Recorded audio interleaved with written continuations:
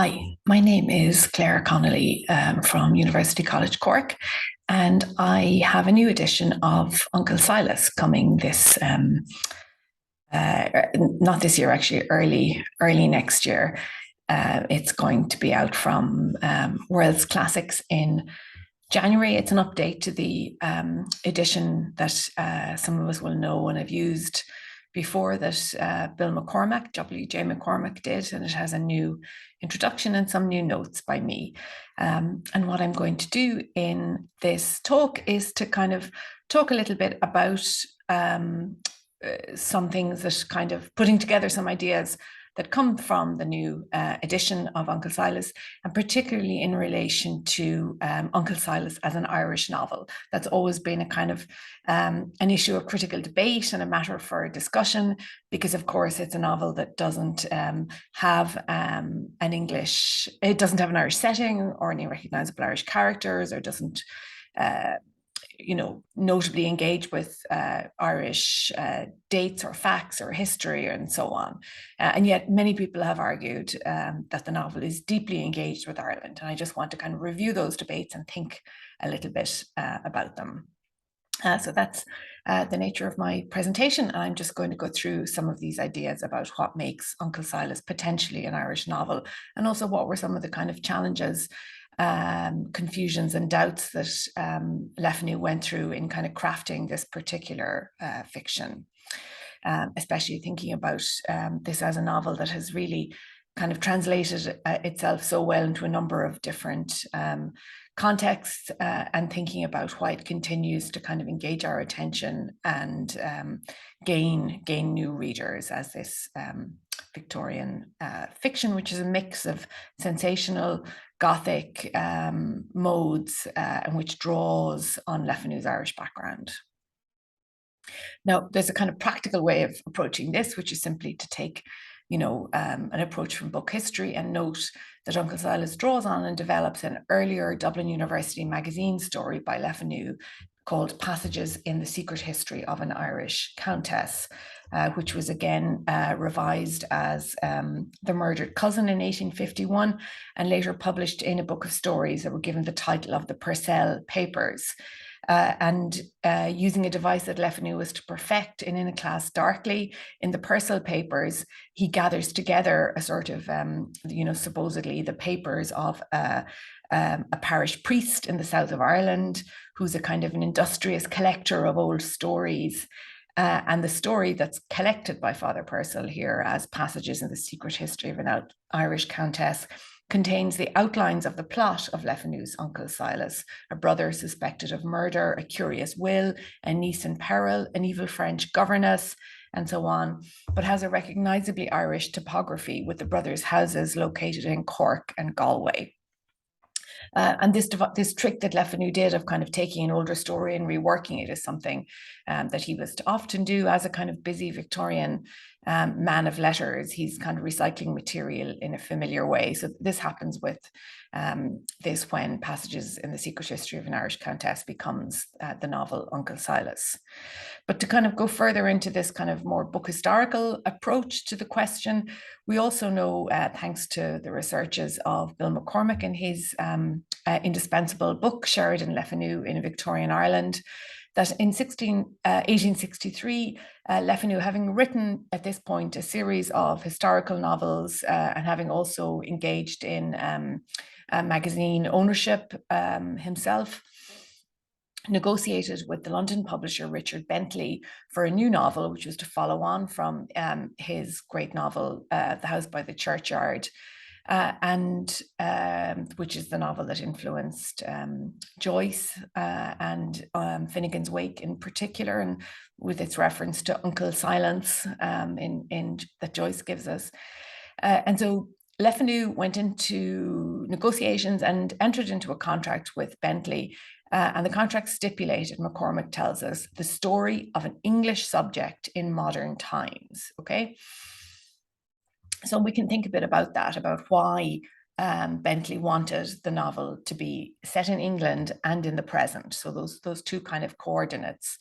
One kind of contextual piece of information comes from this letter written by another London publisher, Henry Colburn, to Anthony Trollope in 1848, November 1848, regretting the poor sales of Trollope's Irish novel, The Kellys and the O'Kellys. Colburn is explaining the loss he's received, and he says it's impossible to him to give Trollope any further encouragement in novel writing. Now, Trollope, of course, went on to be a very successful novel, but didn't return to the subject of Ireland until later in his career. In 1848 is a really auspicious year for novel writing, Vanity Fair, Mary Barton, but it's a terrible year in Ireland because, of course, of the Great Famine. And in a sense, that seems to have, among its many other dire effects, the famine created a sort of an exhaustion with the topic of Ireland, which many contemporaries remarked upon. This is just a sample contemporary quotation used by Claire Pettit in her recent study, Serial Forms, where contemporary says, "You cannot open a newspaper," this is the late 1840s, "which does not teem with accounts of new famine victims and the frightful half-dead and alive conditions of the survivors." And Harriet Martineau, a liberal reforming writer with an interest in Ireland, had spent time in Ireland, wrote in the 1850s about how the world is weary of the subject of Ireland. And above all the rest, the English reading world, she says, is weary of it. The mere name brings up images of men in long coats and women in long cloaks, mud cabins, potatoes, the conacre, the middleman, the priest, the faction fight, and the funeral howl. And she goes on, and she refers to readers by this fireside as wanting something else. So we can understand then this very kind of material set of conditions under which Le Fanu was being advised by his publisher, and himself felt it wiser to turn away from Ireland in order to get the attention of the fireside readers who would have Le Fanu, who would have Uncle Silas in their hands before too long. A kind of further insight into this sense of kind of what Ireland is at the point where Le Fanu is writing in the period after the famine, dealing with this kind of, we could almost think of it as a kind of compassion fatigue, as well as a kind of just general distaste for the topic of Ireland. We can think about it via this incredibly resonant observations made by Friedrich Engels, who wrote to Karl Marx. These are some of their ideas that are gathered in Ireland and the Irish Question, talking about Irish landowners as being a kind of offering a particular kind of spectacle. He says their country seats are surrounded by enormous, amazingly beautiful parks, but all around is wasteland, and where the money is to come from is impossible to see. So it seemed in the period after the famine, when, of course, one of the measures the government introduced after the famine was the so-called Encumbered Estate Acts, which allowed landowners to kind of, relieve themselves of their own property to put it up for sale. They were encouraged so to do. It was ironically depicted here as the heroic acts of Irish landlords running away from their debt and their responsibilities.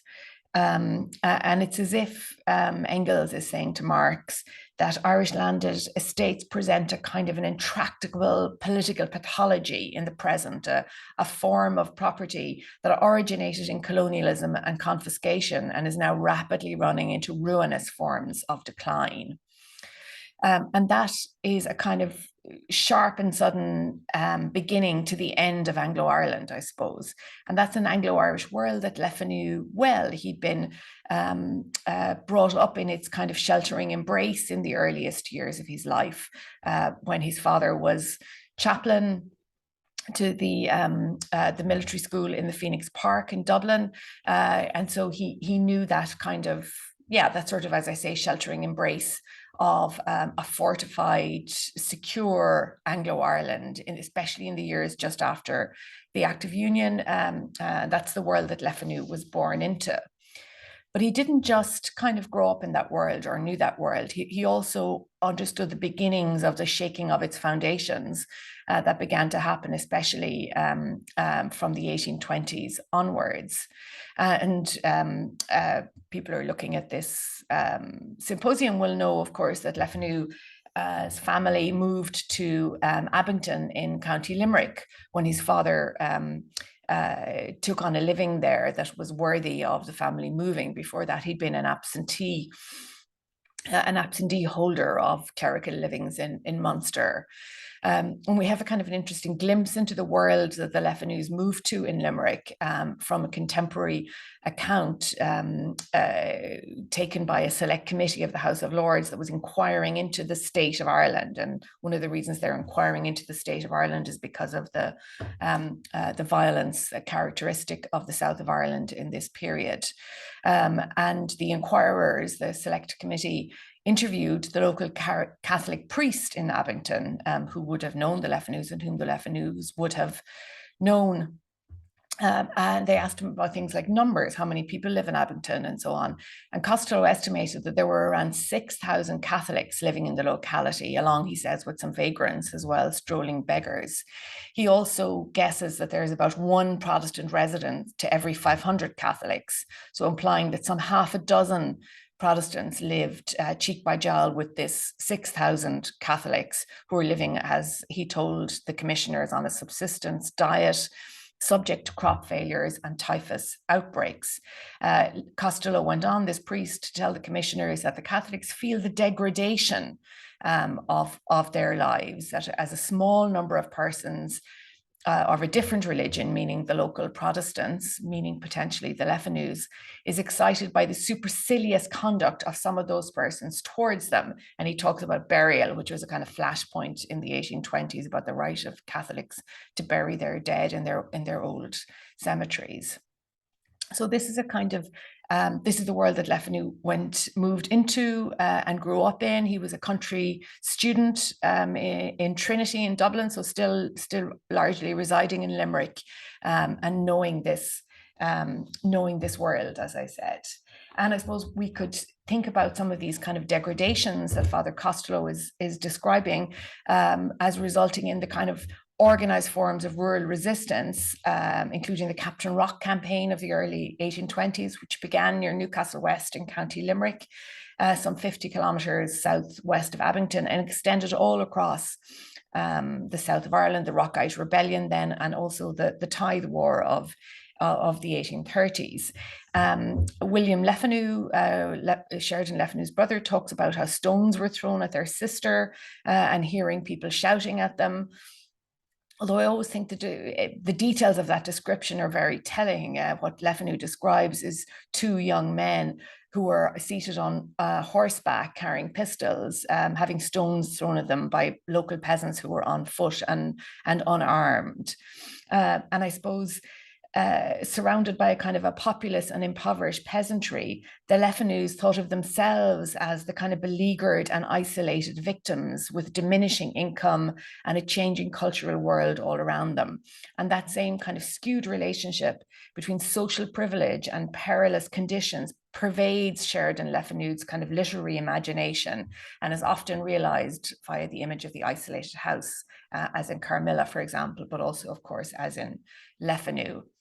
And it's to do with some of the peculiarities of government in Ireland itself, of course, as described here in a Dublin newspaper in the period before the famine in 1840. You know, what is Irish government? Where is Irish government? Who will constitute it? What will it be? It's a kind of floating notion. So this kind of uncertainty and these kind of skewed relationships remain in Le Fanu's imagination. And Roy Foster, of course, has written very well about this, describing it as a kind of resulting in a sort of displaced tendency among our Anglo-Irish Protestants to write about Ireland from a distance, and Uncle Silas is given as an example of that. And the other person who gives us the most kind of powerful and still, challenging understanding of Uncle Silas as a kind of displaced writing about Ireland is, of course, Elizabeth Bowen, who wrote an introduction to the novel in the 1940s during a period of another period of violence during the Second World War, and talks about it as being an Irish story transposed to an English setting. So I'm kind of building this understanding then of the kind of Irishness of Le Fanu, another writer from the same period who kind of echoes Bowen's account is V.S. Pritchett, who talks about Anglo-Ireland as a fundamentally guilty society, he says, a people whose own inheritance was built on, again, confiscation and colonialism. But there's also kind of more materially grounded way to approach this concept. And I have a couple of closing suggestions about how we, again, kind of continue to pursue and develop this line of thinking about the Irishness or otherwise of Le Fanu's novel. One is to do with the novel's focus on an interest in trees, and in particular, one of the things that happens to Le Fanu's isolated heroine, Maud, when she's not sure about what's happening to her money or her estate, is a subplot concerning the cutting of the trees on her estate, selling the timber, burning the willows, and turning the timber into charcoal. It's described by her guardian, Dr. Brierly, as waste. And there's that word kind of echoes in environmental history and makes us think also of the kind of resonant arboreal language of absenteeism that we have from Maria Edgeworth's The Absentee onwards, when the kind of cutting down of the trees on the Irish estate to fund lavish lifestyles in England is part of the kind of, again, the pathology of Anglo-Ireland, drawing on this kind of big house tradition of Irish fiction that continues and is in revised ways up to our present moment, but also reaching back into Gaelic poetry from the 17th and 18th century, as in this famous lament for fallen woods and fallen nobles, which is Kilcash, now what will we do for timber? Carrienimid fasta ganaimet. So that kind of materially grounded understanding could be another way to kind of add to these debates about the Irishness or otherwise of Uncle Silas. I have just one other suggestion to add to this, and I explore this a little bit more in my introduction, and that is that we might think also about the time frame of Uncle Silas as kind of possibly concealing kind of a Celtic calendar within this contemporary novel of English domestic life, even if it's an English domestic life that's shadowed by violence, threat, and danger, as Maud encounters in the novel. Uncle Silas opens in winter, indoors on a dark and stormy night. Candles are being lit and a fire blazes inside the long, dark, wood-paneled room. It's the second week in November, and so we're kind of finding ourselves in the period of Samhain, I suppose, the Celtic, that period in the Celtic calendar. So with the novel beginning then around in the weeks just after Halloween, the novel then comes to an end at the very end of January, just as January tips into February. And so Maud glimpses a letter at the very end of the novel that's dated the 30th of January. She passes through a kind of series of urban scenes. So there's the kind of very urban modernity of these closing scenes might kind of screen or hide this hidden Celtic calendar, I think, and arrives at not really where she thinks she's going, but back actually at her Uncle Silas's house on the 31st of January. She's there overnight, morning dawns, she realizes she's in terrible danger, and her daring rescue by the character of Tom Bryce means that the novel's action closes on the 1st of February, or St. Bridget's Day, in Irish folklore, the start of spring and the day on which the earth begins its turn towards the light. And that's the kind of the turn towards the light that concludes Uncle Silas. The novel is also very interested in between November and January and Christmas, and there's references to the flood of Christmas present lore, so fashionable, again, modern and urban contemporary festivals, which Christmas is one. And Nicholas Daly has written very well about the kind of almost like rivalry, seasonal rivalry between fictions set according to older calendars and those about which are set in Christmas. Daly suggests you can almost see this competition in Joyce's collection Dubliners in the way the two stories, The Dead and Clay, play out. So finally, then, I just want to conclude by saying that I've given you some kind of ways of thinking through the possible Irishness of the novel, of kind of expanding that meanings. But such a debate will never kind of exhaust the meaning of Uncle Silas, which includes always these moments of startling symbolization, the kind of the narrative announcement that Maud makes at the start. I was that girl. The extent to which we kind of participate in her consciousness, which is always highly alert to moments of symbolization, marked by silent terror, the pacey plot, but also these kind of terrible, frightening pauses, and the whole kind of strangeness and beguilingness, I suppose, of the invitation that the novel offers us, which is to walk along the corridors of Maud's consciousness, and to encounter aspects of the modern world, a world that's always, I think, shadowed by an experience of Ireland and Irish modernity. So I'll finish there, and thank you very much. I hope you enjoy the rest of the symposium.